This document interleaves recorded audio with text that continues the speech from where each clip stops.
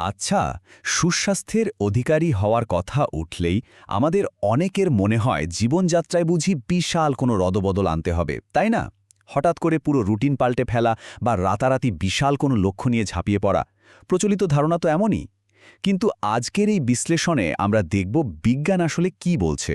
চলুন জেনে নিই কীভাবে দৈনন্দিন ছোট ছোট শারীরিক অভ্যাস বা মাইক্রো হ্যাবিট আমাদের সামগ্রিক স্বাস্থ্যে এক ম্যাজিকের মতো কাজ করতে পারে।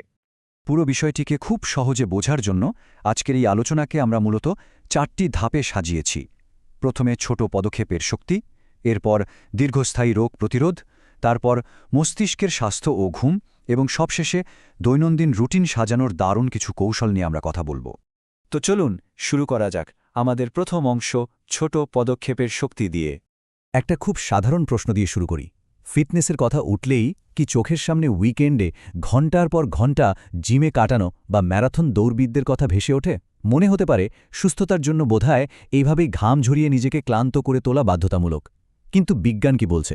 এর চেয়ে সহজ এবং কার্যকর কোনো উপায় কি আসলেই নেই? সত্যি বলতে, শুরুতেই যদি বিশাল কোনো লক্ষ্য ঠিক করা হয়, যেমন ধরুন প্রতিদিন ম্যারাথন দৌড়ানো, তাহলে খুব দ্রুতই কিন্তু বার্নআউট বা চরম ক্লান্তি চলে আসে, আর ফলাফল কয়েকদিন পরই সব বাদ। এর চেয়ে বরং প্রতিদিন মাত্র 15 মিনিট হাঁটার মতো ছোট্ট একটা অভ্যাস তৈরি করা অনেক বেশি কার্যকর। এটা অনেকটা স্নোবল ইফেক্টের মতো, শুরুতে ছোট হলেও গড়াতে গড়াতে বিশাল আকার ধারণ করে।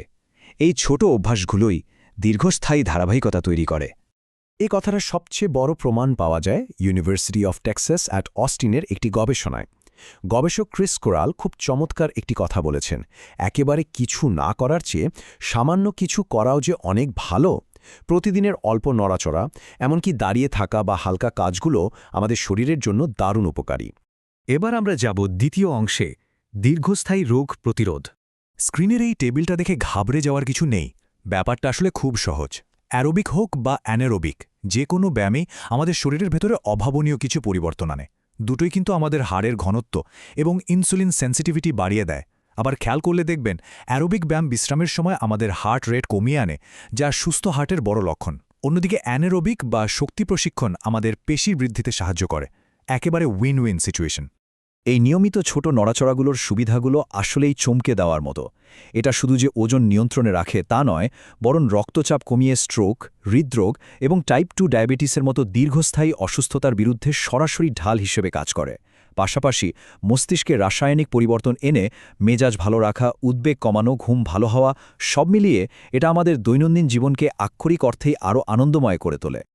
আচ্ছা, এবার চলুন আমাদের আলোচনার তৃতীয় অংশে, মস্তিষ্কের স্বাস্থ্য এবং গভীর ঘুম। BDNF বা ব্রেইন ডেরাইভড নিউরোট্রফিক ফ্যাক্টর প্রোটিনটির নাম হয়তো অনেকেই শুনে থাকবেন। ব্যায়াম করার সময় আমাদের মস্তিষ্কে এই প্রোটিনটি প্রচুর পরিমাণে তৈরি হয়। বলতে পারেন এটি মস্তিষ্কের জন্য একেবারে জাদুকরী সার বা মিরাকল গ্রোয়ের মতো কাজ করে। এটি মস্তিষ্কের হিপোক্যাম্পাস অংশে নতুন নিউরন তৈরি হতে সাহায্য করে এবং বয়সের কারণে মস্তিষ্কের কার্যক্ষমতা কমে যাওয়ার প্রক্রিয়াকে অনেকটাই ধীর করে দেয়। সহজ কথায়, নড়াচড়া আমাদের মস্তিষ্ককে আক্ষরিক অর্থেই পুষ্টি যোগায়। আর হ্যাঁ, পিয়ার রিভিউড জার্নালগুলোতে প্রকাশিত গবেষণাও কিন্তু ঠিক একই কথা বলছে। শারীরিক ব্যায়াম শরীরে এন্ডরফিন নিঃসরণ বাড়ায় এবং কর্টিসলের মতো স্ট্রেস হরমোন কমিয়ে দেয়। এর ফলে কি হয়?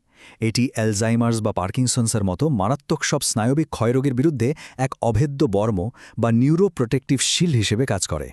ঘুমের সাথে নড়াচড়ার সম্পর্কটাও কিন্তু বেশ দারুণ। ইউনিভার্সিটি অফ টেক্সাস অ্যাট অস্টিনের ফিটবেট বা পরিধানযোগ্য প্রযুক্তি নিয়ে করা একটি গবেষণায় দেখা গেছে, একটানা কতক্ষণ ব্যায়াম করা হলো তার চেয়েও বড় ব্যাপার হলো কত ঘন ঘন নড়াচড়া করা হচ্ছে। সারাদিনে যারা যত বেশিবার ছোট ছোট নড়াচড়া করেছেন, তাদের গভীর বা নন রেম ঘুমের মাত্রা তত বেশি পাওয়া গেছে। আর শরীর ও মনকে পুরোপুরি রিচার্জ করতে এই গভীর ঘুমের কোনো বিকল্প নেই। আমরা চলে এসেছি আমাদের শেষ অংশে, দৈনন্দিন রুটিন সাজানো। চলুন দেখে নিই এই অভ্যাসগুলোকে কিভাবে দিনের বিভিন্ন সময়ে কাজে লাগানো যায়। এই রুটিনটা আমাদের শরীরের স্বাভাবিক চক্রের সাথে মিলিয়ে তৈরি।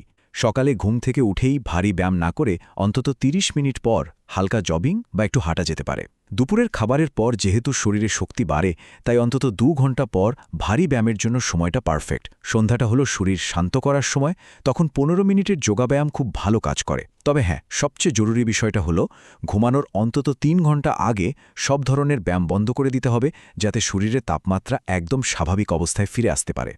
সবশেষে একটা ম্যাজিক নাম্বারের কথা বলি, আর সেটা হলো 10। অবাক করা বিষয়, তাই না? গবেষণায় দেখা গেছে যে প্রতিদিন মাত্র 10 মিনিটের মাঝারি থেকে ভারী নড়াচড়াই আমাদের সুস্বাস্থ্যের জন্য যথেষ্ট হতে পারে। জাস্ট 10 মিনিটের এমন হাঁটা, যেখানে পাশাপাশি স্বাভাবিক কথা চালিয়ে নেওয়া যায়, এটুকুই গভীর ঘুম নিশ্চিত করতে এবং পরের দিনের জন্য শরীরকে শক্তিতে ভরপুর রাখতে দারুণভাবে কাজ করে। তো আলোচনার একেবারে শেষে এসে একটা বিষয় একটু ভেবে দেখা যাক। আমাদের কোষের স্বাস্থ্য একদম বদলে দিতে, দীর্ঘস্থায়ী রোগ থেকে দূরে থাকতে এবং মস্তিষ্কের দীর্ঘায়ু নিশ্চিত করে সুস্থভাবে বাঁচতে প্রতিদিন মাত্র 10 মিনিট সময় বের করা কি আসলেই খুব কঠিন কোনো কাজ? বিশাল কোনো পরিবর্তনের জন্য বসে না থেকে আজকের এই ছোট ছোট অভ্যাসগুলোই কিন্তু সামগ্রিক স্বাস্থ্যে অভাবনীয় এক যুগান্তকারী পরিবর্তন এনে দিতে পারে।